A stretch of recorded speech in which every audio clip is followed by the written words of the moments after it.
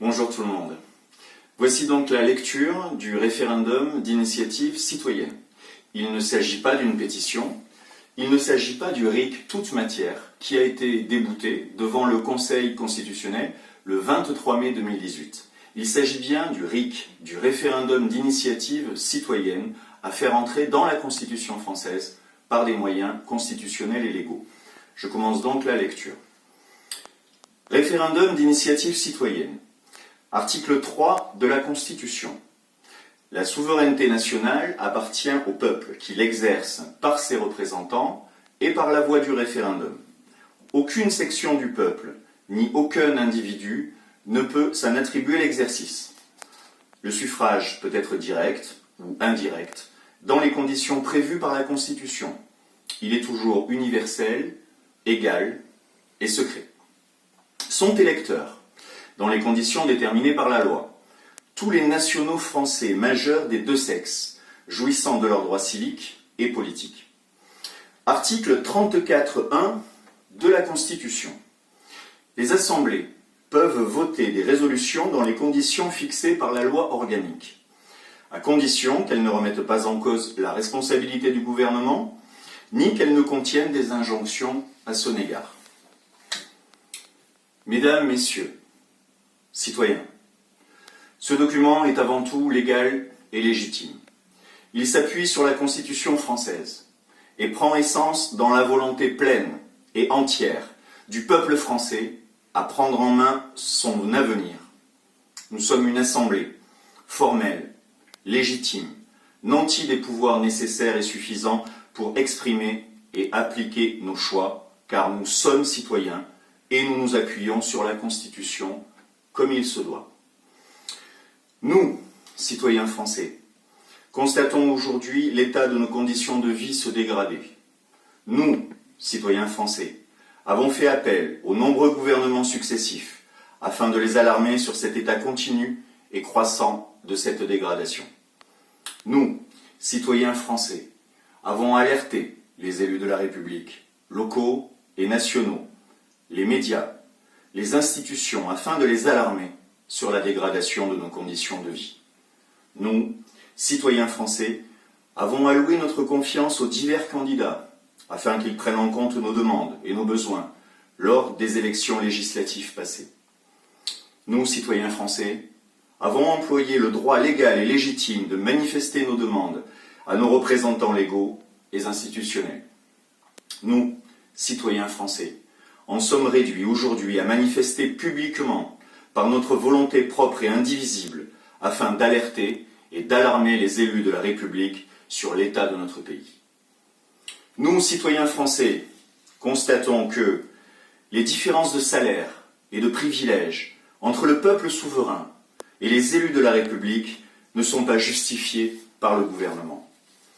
Les usages des sommes perçues par la voie de nos impôts à l'ordre du Trésor public ne sont pas utilisés pour le bien et le service du peuple français.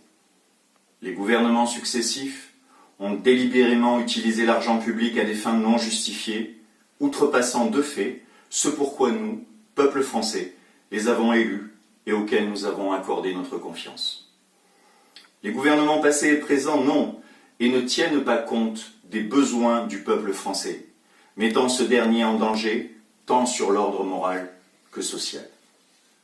Les gouvernements passés et présents n'ont pas tenu compte des nécessités du peuple, de ses communications à l'attention des élus de la République. Le président de la République, M. Emmanuel Macron et ses ministres, n'ont pas désiré entendre le peuple depuis plusieurs mois et ont, hors des missions pour lesquelles ils ont été élus, outragé le peuple français à maints égards. Le président de la République, M. Emmanuel Macron, ainsi que ses élus de la République, ont de nombreuses fois insulté le peuple de France, insulté les citoyens français. La représentativité des élus de la République est, par voie de conséquence et de fait, remise en cause. La confiance allouée aux élus de la République par le peuple français est brisée.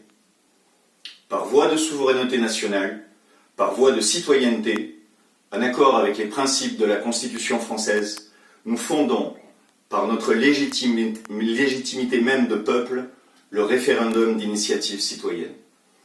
Rappelant ainsi aux élus de la République que leurs pouvoirs décisionnaires ne sont acceptables que tant qu'ils sont acceptés par le peuple qui, lui, détient le pouvoir législatif plein et entier. Rappelant ainsi aux élus de la République que leur représentativité légale n'a de sens et de validité que tant que les citoyens français désirent la leur accorder. Rappelant ainsi au président de la République que le gouvernement qu'il supervise est à notre service, mais que nous ne sommes pas aux siens. Rappelant ainsi aux élus de la République, quel que soit leur parti, leurs orientations, leurs missions, leur statut, que le peuple français peut se passer de ses représentants, si bon lui semble. Par voie de souveraineté nationale, par voie de citoyenneté, en accord avec les principes de la Constitution française, nous établissons unanimement ce jour un choix, porté par voie de connaissance médiatique aux très nombreux élus, nos revendications sans que ce soit une injonction ou un manque de respect à la fonction. À l'attention du gouvernement, nous demandons donc au président de la République ainsi qu'à ses élus d'accepter les revendications qui lui ont été faites par le biais du peuple français, c'est-à-dire par le biais de chaque citoyen, en son âme et conscience. Si toutefois, après les nombreuses opportunités que le gouvernement a eues de régler pacifiquement les problèmes portés à son attention par les citoyens, il n'était pas trouvé de solution, et si le gouvernement refusait de considérer nos demandes, nous exigerions officiellement la démission du président de la République sous 2 mois. Si le président, alors, dans le délai généreux qui lui est proposé, ne se positionnait pas, les citoyens considéreraient que le président de la République a mis fin, de lui-même, à toute forme d'échange pacifique et diplomatique, ainsi qu'à l'exercice de la fonction de représentation présidentielle des Français. Il en ressortirait la consultation citoyenne de transition sans élus, ni représentants gouvernementaux, la fondation d'une assemblée citoyenne constituante et la mise aux voix du suffrage d'un nouveau système législatif et exécutif. Voilà la fin de la lettre qui se termine par moi, monsieur, madame, donc moi c'est monsieur, Éric Camisulis, citoyen français, me prononce en faveur de ce référendum d'initiative citoyenne, date et lieu, fait-le à signature. Voilà, cette lettre est à envoyer en recommandé avec accusé de réception au président de la République française. Je signale que vous ne payez rien dans cette démarche, ni le port de la lettre, ni le recommandé, puisque tout courrier s'adressant au président de la République est gratuit. Je vous remercie de votre attention. Soyons forts, soyons citoyens, travaillons dans la légalité. Merci et au revoir.